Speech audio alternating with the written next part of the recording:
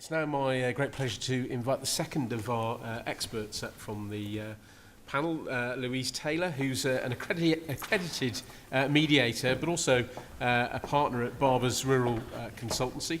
And as a qualified mediator, Louise has got a very broad experience, but also has done, I think, some academic research into change management and farming succession. So, Louise, over to you. I'm a Shropshire lass, born and bred, but started my early business career in fabrication engineering, working in human resources. In those days, we used to call it personnel. I'm not sure anybody in the room is old enough to know what that was, but I was predominantly facilitating business development and managing change. And then fast forward 20 years, and Mike and I set up Barber's Rural, and I decided that even though I'd lived with a chartered surveyor for 20 years, I perhaps ought to know what they did. So I went to Harper and studied rural estate and land management, and for my major research project I did some empirical research into succession planning. And this was a natural progression for me from my previous studies and work. Succession is all about change, and whilst I appreciate that we all have differing appetites for change, I was amazed by how many farming families were struggling even to have the conversation. So I started to ask myself why, and the answer, as I'm sure you all know, is that it's complicated. It's very clear that there's an inextricable link in farming between the family assets and the farming enterprise. And I think this is one of the key problems that farming families have. And I also believe that farmers live in a constant dichotomy. On the one hand, the farmer is a business manager with a focus very much on maximum output and profit. And on the other hand, the farmer is the custodian of the land, and his job is preservation and conservation, and those two are not always easy bedfellows. So to try and make some sense of my academic work, I developed a conceptual framework, which looked a bit better on my slide, but it looks a bit dodgy there. Basically what that says is there are subjective and objective criteria which either facilitate or inhibit a family's ability to plan their succession. If you then add to all of the things on the screen some familial history within the family, a subconscious element of unexplained emotions, the expectations of key stakeholders, poor communications, and fear of conflict, and I think it's no wonder that farming families find it hard. So in order to try and help farming families, I trained as a mediator, and I used these communication and facilitation skills to help families who are struggling to discuss what is inevitable. As mediators, we use a probing method to ascertain the position, interests, and needs of the protagonists in order to find some common ground, and that's I don't know where the pointy thing is, but the bit in the middle there, that's where I'm starting once I've had a chat with mum and with dad and maybe with grandpa and maybe with nephew. Depends who the protagonists are. Every family is different.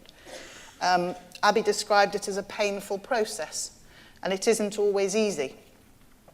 Often I find the problem isn't where someone tells you it is, and a bit like the white rabbit in Alice's Wonderland, I have to be on the lookout. The problem can appear and disappear fleetingly. Mediation sounds awfully formal, but it's the mediation skills which are important in this process. As business managers, we're trained to be solution providers. I've got this problem, this is what you should do with it. As mediators, we're trained to explore and to probe and to allow the parties to build the picture for the mediator without us making our own assumptions or providing solutions. James talked about it being a listening exercise, and it really is for us as a mediator. That's what we're doing, we're listening. We also find that families are often more open with a new independent professional with no historical knowledge of the family and the business. A fresh pair of eyes can bring a different dynamic to an old problem. Once we've built rapport with a family, we can start to work with other professionals, solicitors, surveyors, accountants, to put the meat on the bones of a plan.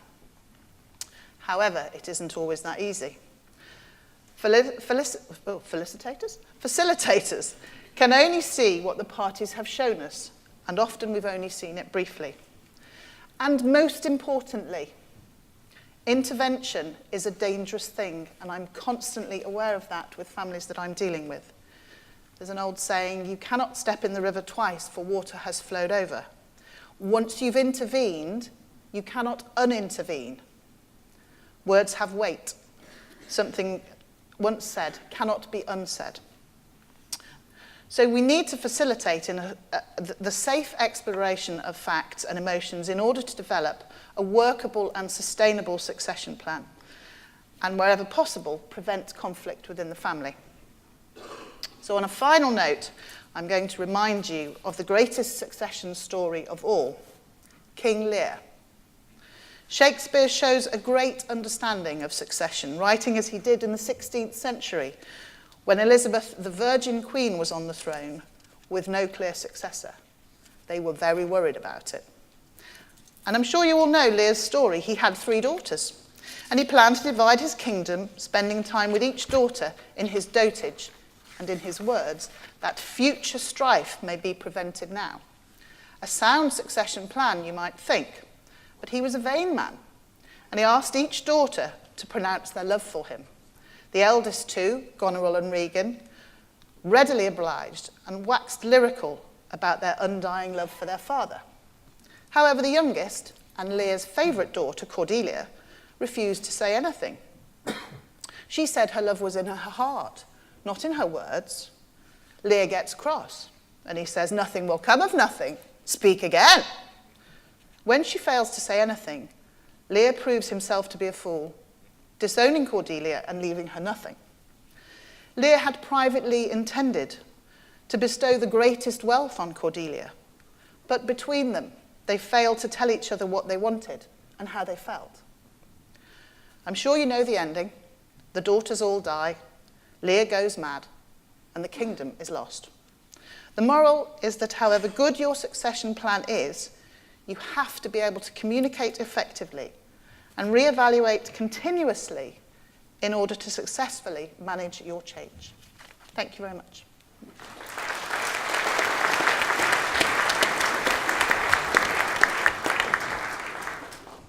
Louise, thank you. We're now going to hear from our last farmer on the panel, Andrew Burgess, co-owner of Produce World, RB Organic, and also Burgess Farms. Andrew's really the action man on the panel. I think he's still playing rugby and skiing and climbing mountains, but amongst all of that, he's still got time to run a thriving business over in the East. So, Andrew, we'd like to hear your story of succession in your business. Thank you very much. This is all working okay. Heard a couple of very personal stories and also some good sound advice around tax and the softer issues which are often harder to sort out.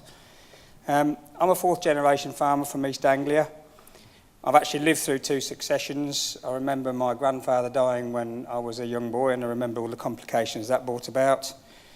I'm now planning my own succession. The complications are that I'm one of 3 brothers who run the business. I've got 3 daughters, 2 son-in-laws, 5 nephews and nieces, and now 2 grandchildren. The age range is 29 to 18, which is actually quite a lot at that time of life, because my daughter's very mature and is now obviously the mother of my grandchildren, and my youngest nephew is still at Ag College. Succession is not easy. A bit about the business. This isn't about our business, so I'll be quick with this, but it gives you a bit of a flavour. We started off as Russell Burgess. We're 121 years old. Produce World is a very large vegetable growing business, now run as 2 divisions. Burgess Farms, which is our conventional business, and RB Organic, which is our organic business. I run the organic business. We employ about 450 people, and we sell 150,000 tonnes of vegetables and potatoes every year, and we supply every major retailer. So we've got quite a big succession to sort out. The lessons learned from my past: plan, plan, plan. I think we've heard that this morning. You cannot plan too much, and you cannot plan too many different scenarios. The 2 successions in my life: I was 9 years old when my grandfather died. At 70 years old, which at the time seemed very old, but actually now I'm 55, doesn't seem that far away. He died without proper planning, and in those days of high taxation, 1970s, my father had to sell a farm in Pembrokeshire, which was quite painful for the family. My father obviously took on board all of these learnings himself and planned the perfect succession. He handed over the business, I'll come to that in a sec. He handed over the business to me and my brothers when we were quite young. We took management responsibility at a senior level in our early 20s. He's handed over all of the ownership of the shares and assets. He's made himself financially independent of the business. So we have no worries in that department. We're now starting to plan our own succession to our children, which, as I alluded to, is a bit more complicated. So these are our guiding principles. That is my mum and dad with my brothers on that photo. Talk and listen. We've heard a lot about listening. Listening is the most important thing. Listen to what they want to do.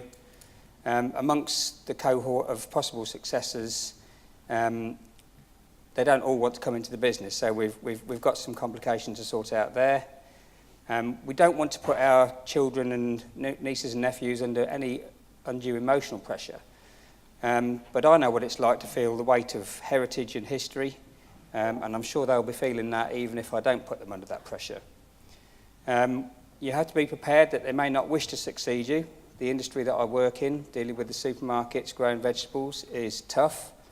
It's a very uncertain life. We work for a big turnover but a small profit. You wouldn't wish it on everybody. It has to be something you want to do. Make it fair for those who do or don't want to join the business. And again, this is about developing some assets outside the business. So, if the daughters don't want to come in, that's fine. They'll still get a fair share of inheritance. I think this is probably the most important slide. If they do want to join, you must prepare them properly. For me and my brothers, that means we've given all of our children a very good education. They've all been to university. We've strongly encouraged lots of life experience, so travelling, working away, work experience. We've encouraged them all, and they've all done this, to go and work for other companies in other industries to make themselves successful in their own right. So when they do come home, they've got some credibility and some life experience to actually take the business forward. Plan their route through the business. So they're not going to come in on day one and be the MD, because that would be totally inappropriate, especially in a business of our size.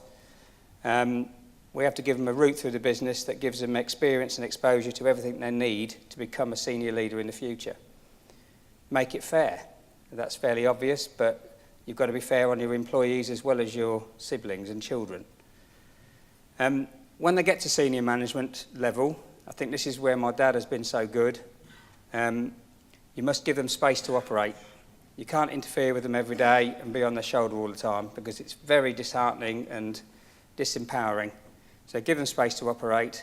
And again, another thing my father has done very well, he doesn't depend on our success. He's financially independent, and I'm determined that when I hand on, I will be financially independent, so that I'm not putting them under pressure to perform in the business. And I think that is it. So thank you very much.